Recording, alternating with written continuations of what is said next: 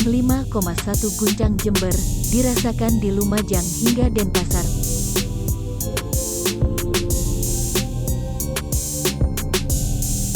Badan Meteorologi, Klimatologi, dan Geofisika, BMKG, memberikan informasi mengenai gempa yang mengguncang Jember, Jawa Timur.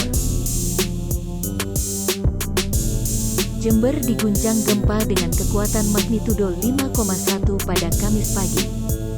Gempa dirasakan pada Kamis, tanggal 16 Desember tahun 2021, tepat pukul 1.33 waktu Indonesia Barat.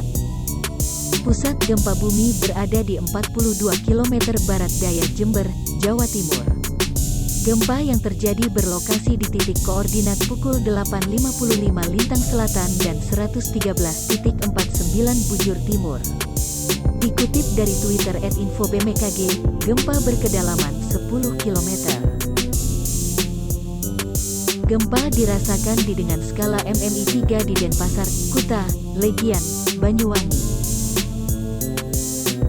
Sebagian wilayah Banyuwangi juga merasakan gempa dengan skala MMI 2.